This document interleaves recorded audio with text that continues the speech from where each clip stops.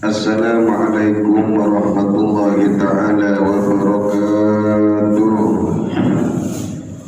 Alhamdulillah alladzi amarna bil hijrah minal isa'ah ilal ihsan wa minal ma'siyah ilal ta'ah wa minal dhambi ilal tawbah. Allahumma salli wa sallim ala sayyidina Muhammadinil muhajir minal Makkah ilal Madinah li'a'la'i kalimatillah wa ala alihi wa sahbihi ulaika hum ansarullah ta'ala amma ba'du. Yang saya hormati, saya banggakan para ketua, para dewan pengurus, para jemaah, serta para ibu-ibu dan para pemuda dimanapun Anda berada, Masjid Babus Salam yang semoga dirahmati oleh Allah Subhanahu wa Ta'ala, dipanjangkan umurnya, diberi keberkahan dalam agama dunia dan akhirat. Amin Allahumma amin. Alhamdulillah, tidak henti-hentinya kita bersyukur kepada Allah Subhanahu wa Ta'ala, yang mana nikmat Allah sangat banyak kepada kita. Allah yang berikan kita nikmat iman Islam, Allah yang berikan kita nikmat panjang umur, Allah yang memberikan kita berbagai macam nikmat yang tidak terhitung jumlahnya. Yang alhamdulillah pada bulan ini kita berada dalam tahun baru Hijriah dari 1446 Hijriah pindah ke tahun 1447 Hijriah. Dengan bertambahnya umur berarti bertambah pula dekatnya kita terhadap ajal yang telah ditentukan oleh Allah Subhanahu wa Ta'ala. Hijrah bulan Muharram adalah bulan pertama daripada bulan-bulan tahun-tahun Hijriah. Bulan Muharram termasuk salah satu bulan yang dimuliakan oleh Allah Subhanahu wa Ta'ala, yang difirmankan dalam Al-Quran, Bismillahirrahmanirrahim, Inna iddatasyuhuri indallahi isna asyara syahran fi kitabillah yawma khalaqas samawati wal arda minha arba'atun hurum. Sesungguhnya hitungan bulan-bulan dalam satu tahun, kata Allah, adalah 12 bulan. Di antara 12 bulan itu ada 4 bulan yang dimuliakan oleh Allah, 4 bulan mulia selain bulan Sya'ban dan bulan Ramadan. Apa itu? Pertama Dzulqa'dah, Dzulhijjah, Muharram. Ini berturut-turut, Dzulqa'dah, Dzulhijjah, Muharram. Dzulqa'dah setelah Syawal. Kemudian yang berpisah dari itu yaitu bulan Rajab. Di bulan ini dahulu kala tidak ada bunyi peperangan, dilarang peperangan oleh Allah Subhanahu wa Ta'ala. Adapun tahun baru Hijriah itu dihitung dari hijrahnya atau pindahnya Kanjeng Nabi Muhammad sallallahu alaihi wasallam dari kota Mekah ke kota Madinah dengan perintah Allah Subhanahu wa Ta'ala. Pertamanya orang yang meletakkan penanggalan Hijriah ialah Sayyidina Umar bin Khattab radhiyallahu ta'ala anhu, Khalifatul Thaniyah atau pengganti kedua setelah Sayyidina Abu Bakar Siddiq radhiyallahu anhu. Sayyidina Abu Bakar dan Sayyidina Umar ini termasuk sahabat besarnya Kanjeng Nabi dan termasuk mertuanya Rasulullah. Sayyidina Abu Bakar mertuanya Rasulullah, Sayyidina Umar mertuanya Rasulullah. Sayyidina Utsman dan Sayyidina Ali juga termasuk sahabat besarnya Kanjeng Nabi dan termasuk menantunya Rasulullah sallallahu alaihi wasallam. Sayyidina Utsman berjuluk Dzun-Nurain, orang yang punya dua cahaya. Kenapa dikatakan Dzun-Nurain? Karena Sayyidina Utsman dinikahkan oleh Nabi dengan putri ketika putrinya wafat dinikahkan lagi dengan putri yang lain. Maka Dunnurain, orang yang punya dua cahaya, maksudnya dua cahaya ini adalah dua putrinya Kanjeng Nabi Muhammad sallallahu alaihi wasallam. Sayyidina Utsman pula dijuluki As-Sakhi, orang yang dermawan. Bahkan kedermawanan Sayyidina Utsman itu terkenal. Bahkan ada sumur, yang sumur itu adalah diantaranya perjuangan wakafnya Sayyidina Utsman yang dibeli dari orang kafir, dan itu diwakafkan sehingga orang-orang Islam pada zaman dahulu bisa meminum sebebas mungkin daripada air sumur tersebut. Bahkan itulah perjuangan Sayyidina Utsman. Mengingat As-Sakhi dermawan, Rasulullah pernah berwasiat kepada Sayyidina Ali karramallahu wajhah dalam kitab Wasiatul Mustafa. Kemarin sempat ngaji kami dengan santri, saya ingat hadis ini. Kata Nabi, ya Ali, hei Ali, as-sakhiyu qaribun min Allah, qaribun min rahmatihi, wa'idun min adabi. Orang yang dermawan, orang yang ringan tangan, orang yang baik hati, orang yang suka memberi dan suka berinfak, suka bersedekah, suka berwakaf, suka berhibah, dermawan, ia dekat dengan Allah, dekat dengan rahmatnya Allah, jauh dari azabnya atau siksanya Allah. Dalam hadis yang cukup lengkap, Kanjeng Nabi bersabda, as-sakhiyu qaribun minallah, qaribun minan nas, qaribun minal jannah, ba'idun minan nar. Orang dermawan, dia dekat dengan Allah, dekat dengan manusia, dekat dengan surga, dan jauh dari api neraka.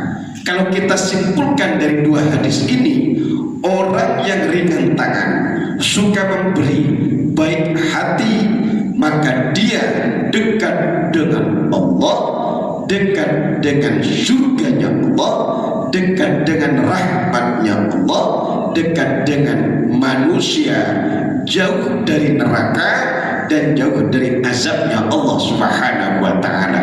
Sebaliknya, wal bakhilu, adapun orang yang pelit, kata Nabi, ba'idun minallah, jauh dari Allah, ba'idun min rahmatihi, jauh dari rahmatnya Allah, ba'idun qaribun min adabihi, dan dekat dengan siksanya Allah. Dalam hadis sambungan hadis yang kedua tadi yang saya bacakan, wal bakhilu, dan orang yang pelit, kata Nabi, ba'idun minallah, jauh dari Allah, ba'idun min rahmatihi, jauh dari, ba'idun minan nas, jauh dari manusia, ba'idun minal jannah, jauh dari surga, qaribun minan nar, dan dekat dengan api neraka. Kalau kita gabungkan dua hadis ini, maka kata Nabi, orang yang pelit itu satu, jauh dari Allah, dua, jauh dari rahmatnya Allah, tiga, jauh dari surganya Allah, empat, jauh dari manusia, lima, dekat dengan neraka, enam, dekat dengan azabnya Allah Subhanahu wa ta'ala. Semoga kita termasuk bagian dari orang-orang yang dermawan sesuai dengan kepunyaan dan kemampuan kita.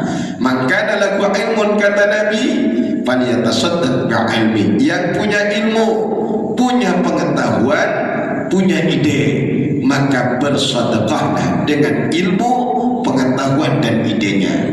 Wa man kana lahu malun faliyatasaddaq bimali, yang punya harta, punya kekayaan, bersedekahlah dengan harta dan kekayaannya. Tak punya ilmu, tak punya harta, tapi punya jabatan, punya tanda tangan, suaranya didengar orang. Wa man kana lahu quwwatun falyatasaddaq biquwwati, kata Nabi, barang siapa punya kekuatan, punya jabatan, punya power, maka bersedekahlah dengan jabatannya, kekuatannya, powernya. Inilah termasuk sedekah yang insya Allah membuat Allah ridha kepada kita. Kemudian Rasulullah pernah bersabda, ra'aitu maktuban ala babil jannah, ra'aitu ala babil jannah maktuban, aku melihat di atas pintunya surga sebuah catatan, satu catatan. Catatan itu apa? Anti muharramatun ala kulli bakhilin wa aqin wa namamin. Wahai surga, kalau kita bahasakan di catatan pintu surga, Nabi pernah melihat catatan di atas pintu surga, satu baris. Catatannya, anti muharramatun, engkau surga diharamkan ala kulli bakhilin, atas setiap orang yang pelit kikir, wa aqin, durhaka kepada kedua orang tuanya, wa namamin, dan kepada orang-orang yang suka mengadu domba, memecah belah, membuat fitnah di mana-mana. Jadi surga diharapkan atas tiga orang ini. Mudah-mudahan kita selamat oleh Allah Subhanahu wa taala. Amin Allahumma amin. Hadirin hadirat serta para pemirsa dimanapun Anda berada, yang semoga dibanggakan oleh Allah Subhanahu wa taala. Dalam Al-Quran surat Al-Ankabut ayat 56, Allah berfirman, Bismillahirrahmanirrahim, ya ibadiyalladzina amanu inna ardi wasi'atum fa iyaya fa'budun. Hei hamba-hambaku yang beriman, kata Allah, inna ardi wasi'atun, sesungguhnya bumiku itu luas. Dimanapun Anda berpijak, itu adalah bumi Allah. Dimanapun kita tinggal, itu adalah bumi Allah. Dimanapun kita berdiri, itu adalah bumi Allah. Dimanapun Anda diam, itu adalah bumi Allah. Maka fa'iyaya fa'budun, kata Allah, maka hanya kepadakulah kalian menyembah.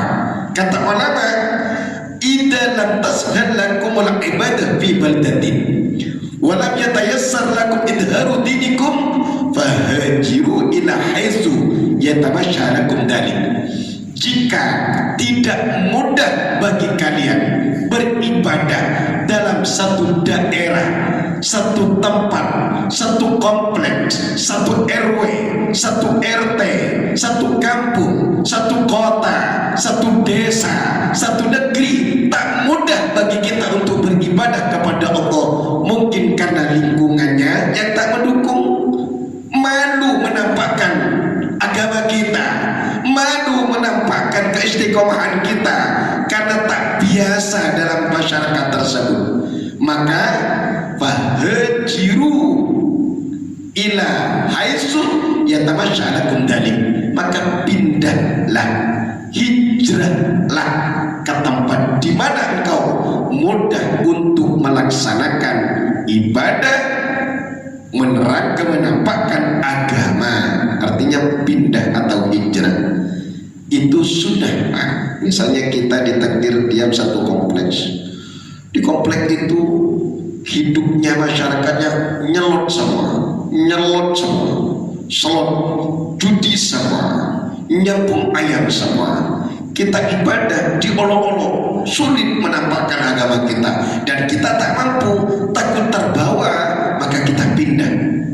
Kita jual rumahnya, kita pindah ke kompleks yang lain, kita pindah ke tempat yang lain untuk agar mudah beribadah kepada Allah.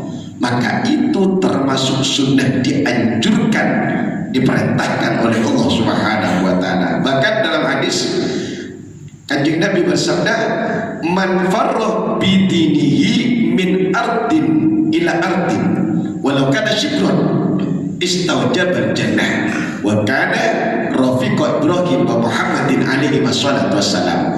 Barang siapa lari membawa kebaikan agamanya, barang siapa pindah dari satu tempat ke tempat yang lain, dari satu bumi ke bumi yang lain demi untuk kebaikan agamanya, walaupun pindahnya shibron, sejengkal saja pindahnya, demi untuk kebaikan agamanya, apalagi pindah satu RT, satu komplek, sejengkal saja demi untuk kebaikan agamanya, maka istaujabal jannah, dia berhak masuk surganya Allah Subhanahu wa taala.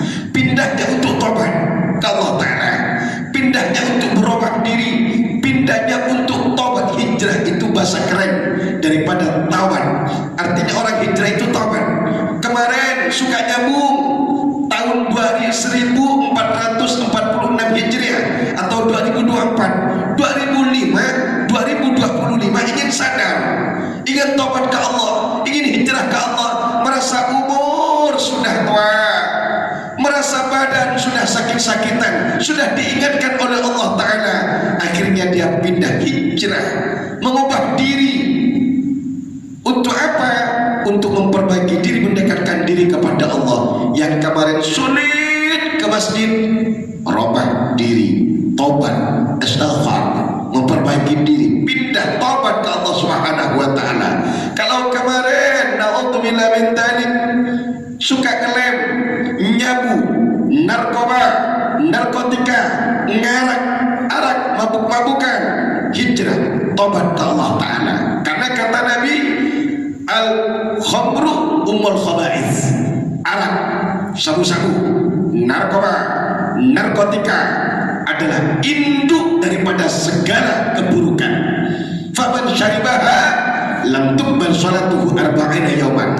Barang siapa minum arak, nyabu, narkoba, narkotika, maka salatnya 40 hari tidak diterima oleh Allah Subhanahu wa taala. Fa in mata, apabila orang yang nyabu, narkoba, narkotika, minum arak, mabuk-mabukan, dia mati, wa hiya fi batnihi, dan sisa itu semua masih ada di perutnya, mata mitatan jahiliyah, maka matinya seperti matinya orang jahiliyah. Naudzubillah min dzalik, bisa jadi mati su'ul khotimah. Naudzubillah min dzalik.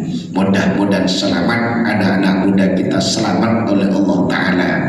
Karena mengingat kita ini dibombardir dengan itu, masyarakat kita, anak-anak muda kita, pergaulan bebas di mana-mana. Naudzubillah, naudzubillah, naudzubillah. Mudah-mudahan selamat oleh Allah Subhanahu wa taala. Kalau kemarin 2024 suka berzina, naudzubillah min dzalik, tobat ke Allah taala. Tobat. Ketemu perempuan, nikahi saja daripada berzina, naudzubillah min dzalik.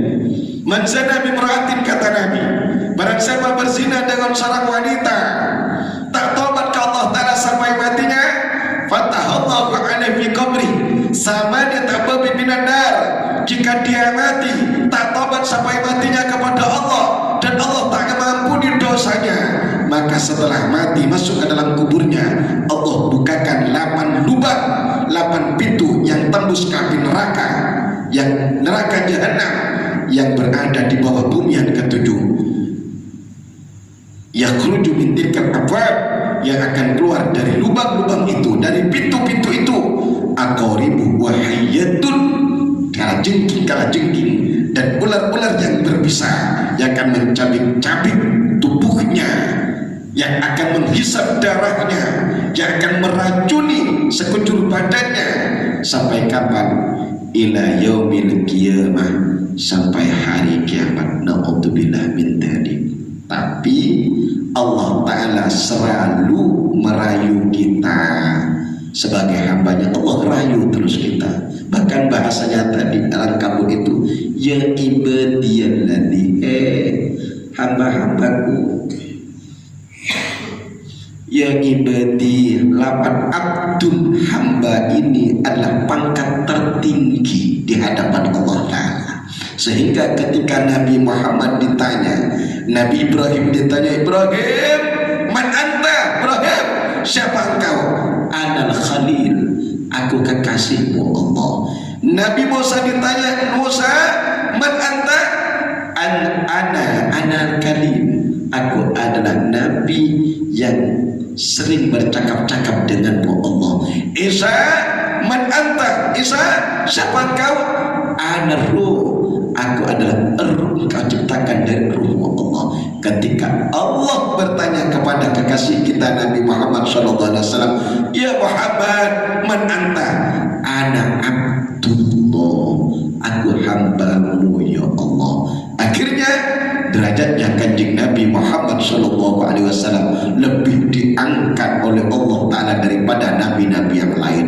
Maka Allah selalu merayu-rayu kita, walaupun kita jatuh dalam maksiat seperti apapun, andai kata ditampakkan oleh Allah Subhanahu wa Ta'ala maksiat kita lebih besar daripada gunung-gunung yang ada di dunia, dari gunung Semeru, gunung Paniram, gunung apa yang ada, gunung Manang, gunung apa.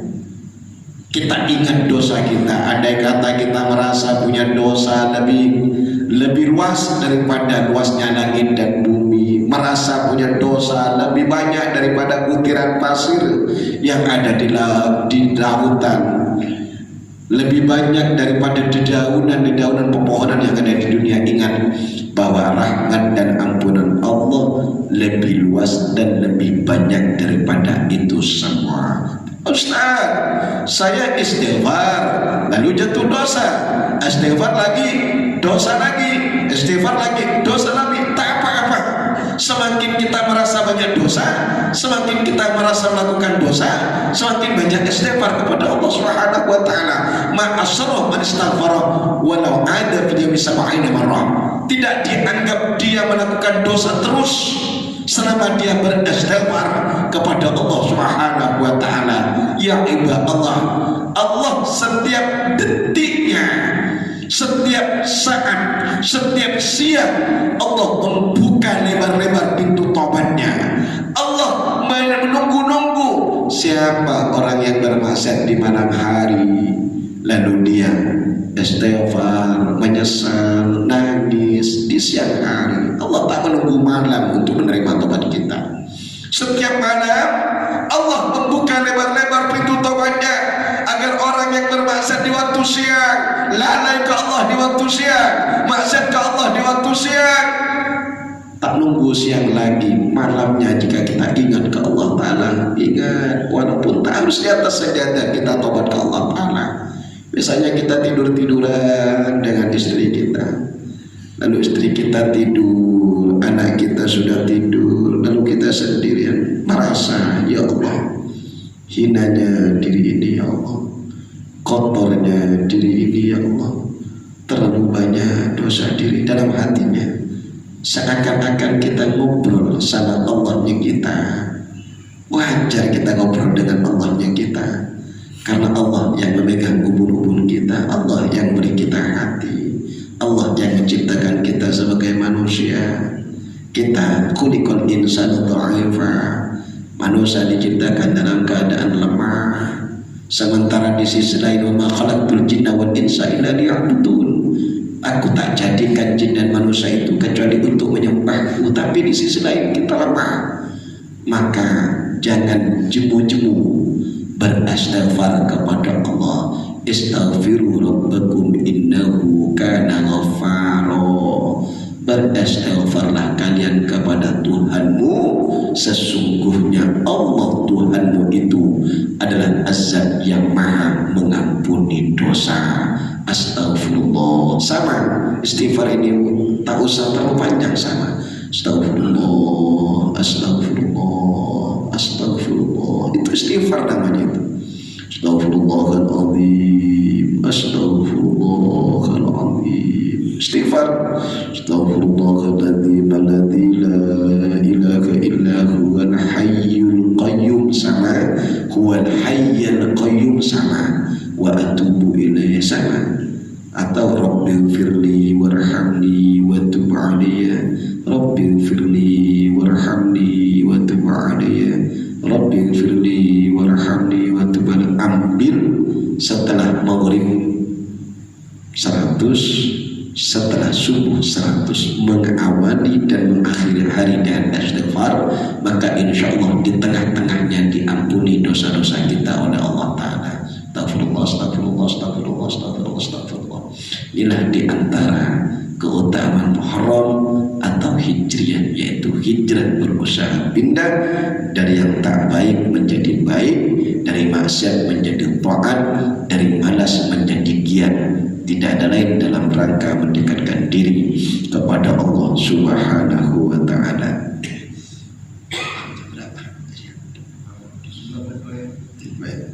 Baik, ya silakan. Baik, bagi yang bertanya silakan. Baik para jemaah sekalian, demikian kita dengarkan uraian ketika kita sudah mudah-mudahan memotivasi kita semua untuk lebih baik, ya, lebih baik dari yang lalu pada sekarang dalam berbagai aspek kehidupan kita, dari yang pelit menjadi dermawan, dari yang malas menjadi semangat ibadah. Dan saya kira dari awal tadi saya sampaikan masih banyak kelemahan-kelemahan kita dalam kehidupan ini, baik sebagai hamba Allah maupun sebagai manusia yang mengabdi kepada tugas-tugasnya, termasuk kepada keluarga dan anak-anak kita. Mari kita tingkatkan peran kita untuk menuju kepada yang lebih baik. Silakan kalau ada yang ingin ditanyakan berkenaan dengan keistimewaan Muharram atau makna-makna hijrah. Ya. Ada tanya Bu? Ada yang tanyakan? Terima kasih. Assalamualaikum warahmatullahi wabarakatuh. Nah ya Ustaz, tadi ada salah satu hadis itu kan, apabila kamu mabukkan maka pahala sholatmu itu tidak diterima selama 40 hari. Nah, terus pertanyaan saya itu kan begini, biasanya kan orang mabuk itu paling banter itu kan 1 hari atau paling lama itu 3 hari reaksinya. Artinya ketika kita minum reaksinya udah hilang ya, tapi kan ada hadis tadi itu sampai 40 hari yang tidak terima sholatnya, itu gimana menurut Ustaz gitu. Terima kasih. Assalamualaikum warahmatullahi wabarakatuh. Memang hadis ini didatangkan oleh Imam Jalaluddin As-Suyuti dalam kitab Hadis. Insya Allah hadis ini terbilang dhaif, tapi hadis ini untuk tarhib, menakut-nakuti agar orang berhati-hati. Walaupun mabuk sekalipun tetap wajib sholat. Mabuk sekalipun tetap wajib sholat. Jangan gara-gara hadis ini nanti pas mabuk tak sholat selama 40 hari. Jangan. Artinya semakin mabuk semakin sholat, semakin mabuk semakin istighfar. Tuh, artinya menanggapi hadis ini, insya Allah hadis ini, karena kebanyakan hadis di buku hadis itu menurut sebagian ulama itu dhaif, cuma didatangkan oleh Imam Jalaluddin As-Suyuti karena hadisnya ada targhib, ada hadis-hadis agar kita semangat beribadah ke Allah. Dan kebanyakan itu hadis dhaif, tapi hadis dhaif itu bisa dipakai fi fadhailil a'mal, dalam keutamaan amal ibadah itu boleh. Yang penting bukan untuk hukum. Ya, kalau untuk hukum misalnya hukum halal haram itu kebanyakan hadis yang dipakai oleh para ulama fuqaha, ulama fikih itu hadis sahih dan hadis hasan. Adapun hadis dhaif ini dipakai fi fadhailil amal dalam targhib atau memberi semangat ibadah, sembahyang sekian, pahalanya sekian, pahalanya sekian, dan terkait menakut-nakuti agar orang menghindar, berhati-hati, itu tak jadi masalah. Artinya walaupun betul kata Pak Haji Bahir tadi, biasa orang nabung itu tidak sampai 40 hari, paling 3. Biasanya sehari selesai dia biasa. Selesai pas sadar ingat ke habis 40 hari tak. Enggak. Makanya menanggapi hadis ini tetap walaupun pernah terjatuh misalnya, kita tetap tobat ke Allah Ta'ala. Tak usah ceritakan, cukup kita dan Allah yang tahu, karena Allah sudah menyebutkan itu daripada seperti itu. Kita kira Allah Ta'ala bisa. Ini mulia karena di situ ada 10 Asyura. 10 Asyura itu berbagai macam kejadian. Allah Ta'ala ciptakan Nabi Adam 10 Asyura. Allah Ta'ala ciptakan surga, matahari, rembulan, gunung, lautan, langit, bumi, itu hari Asyura. Allah Ta'ala ciptakan Lauhul Mahfuz, qalam pun pencet itu hari Asyura. Allah Ta'ala menyelamatkan Nabi Musa itu hari Asyura. Di hari Asyura kemarin itu kan sudah puasa itu. Insya Allah dari puasa kemarin hari Jumat, kalau tidak hari Jumat sebelumnya hari Ahad atau Minggu. Kemudian disunahkan musab anak yatim. Tapi musab anak yatim bukan hanya untuk anak Asyura kan? Bahkan andai kata kita pikir sulit keras hati pikirnya, tak bisa nangis. Sudah ingat dosa tapi tak bisa nangis.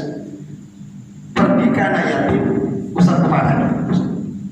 Ada seorang laki dari hadisnya, ada seorang laki-laki memberi Salimah dari kaum Bani Salimah datang kepada Rasulullah, lalu dia syaka angkosalatul qalbi, dia mengadu kepada Nabi tentang kerasnya hatinya. Maka kata Nabi, in sarraka ayyina qalbu famsah bi ra'sin timatihu. Jika kamu merasa jika kamu ingin hatimu itu lembut, maka usaplah kepalanya anak yatim dan terimakan dia bersedekah. Jadi antaranya usap kepala anak yatim, satu labun, satu pahala dicatat oleh Allah, satu derajat diangkat oleh Allah, dan satu keburukan dihapus oleh Allah Subhanahu wa Ta'ala. Itu teman anak yatim. Ini tentang anak yatim ini kan ada nggak batasan usia gitu. Apakah setelah balik sudah tidak lagi disebut sebagai yatim, apalagi sudah menikah, atau ya yatim tapi warisan dari ayahnya itu jauh lebih besar gitu, punya perusahaan atau kaya gitu. Ya yatim ini sampai balik saja. Tapi kalau misalnya mampu sampai balik dia masih menyedihkan, tidak apa-apa disantuni, dimuliakan. Cuma misalnya ada punya yatim, ada di pondok kami itu ada berbagai macam yatim. Ada yatim, ada piatu, mati orang tuanya, mati ibunya. Cuma kemudian ada yatim piatu, mati ada yatim piatu plus mu'alaf lagi. Cuma yang mu'alaf ini, yatim piatu ini kirimannya banyak. Jadi kita pilih biasanya yang hanya piatu, tak punya mama, walaupun punya bapak, tapi memang sulit dikirim. Artinya sedekah ini lihat-lihat dulu juga. Artinya ada yang lebih membutuhkan itu lebih besar pahalanya. Kira-kira seperti itu. Saya kira jelas. Sekarang kemarin ada pertanyaan bahwa ketika yatimnya itu sudah balik, maka apalagi sudah punya kemandirian dalam kehidupannya, dalam memenuhi kebutuhannya, maka itu ya artinya tidak menjadi wajib untuk dipedulikan. Apalagi yatim yang kaya, maka yaitu kita, makanya kenapa yatim tidak termasuk 8 asnaf itu saja. Tapi kalau yatimnya fakir atau miskin, ya saya kira ini berhak mereka untuk mendapatkan bantuan sedekah dari kita. Saya kira demikian para jemaah, waktu sudah tiba. Dan saya informasikan bahwa beliau ini sedang terus membangun pondok pesantrennya, bahkan akhir lalu sedang membuat jalan untuk jalan 100 meter menuju ke pondok gitu ya. Untuk itu, untuk gedung Pondok Putranya, maka barangkali bapak-bapak ada niat sedekah investasi untuk akhirat kita masing-masing, ya silakan disampaikan langsung kepada wakil kita atau mungkin melalui saya atau Pak Sobari, nanti bisa disampaikan ke. Sekali lagi, beliau bukan minta ke saya untuk menyampaikan, tapi beliau sering informasi kepada saya tentang GPA itu, video-videonya, pembangunan pesantrennya. Maka saya sampaikan kepada para jemaah sekalian, barangkali ada yang berniat untuk sedekah infak terhadap pondok pesantren dan dakwah Darul Quran dan dakwah yang beralamat di Jalan Serikandi, Surabaya Raya Dalam Kebudayan. Saya kira demikian, dan untuk keberkahan majelis mau bisa untuk menyampaikan doanya. Terima kasih untuk saya. Wassalamualaikum warahmatullahi wabarakatuh. Bismillahirrahmanirrahim. Alhamdulillahirabbil alamin. Allahumma shalli ala sayyidina Muhammad wa ala ali sayyidina Muhammad. Ya Allah, jangan berangkat kanjeng Nabi Muhammad sallallahu alaihi wasallam di bulan Muharram ini, ya Allah. Ampunilah dosa-dosa kami, ya Allah, dosa kedua orang kami, para kiai dan guru-guru kami, ya Allah, keluarga kami dan keturunan kami, ya Allah, warga kami, masyarakat kami, jemaah kami, ya Allah, muslimin, muslimat, mukminin, mukminat, ya Allah, santri dan siswa-siswa kami, ya Allah, masukkan kami dan mereka ke dalam surga, selamatkan kami dan mereka dari api neraka-Mu, ya Allah. Luaskan rezeki kami dan mereka, ya Allah, beri kami dan mereka rezeki yang halal, banyak, barakah, manfaat dalam agama dunia dan akhirat, ya Allah. Matikan kami dan mereka dalam keadaan husnul khatimah. Sehatkan rohani dan jasmani kami dan mereka, panjangkan umur kami dan mereka dalam keadaan beramal saleh, ya Allah. Rabbana atina fid dunya hasanah wa fil akhirati hasanah wa qina adzabannar. Subhana rabbika rabbil izzati amma yasifun, rabbil alamin, bismillahirrahmanirrahim. Subhanakallahumma wa bihamdika, asyhadu an la ilaha illa anta, astaghfiruka wa atubu ilaik. Wa sallallahu ala sayyidina Muhammad wa ala alihi wa sahbihi rabbil alamin. Assalamualaikum warahmatullahi wabarakatuh. Waalaikumsalam.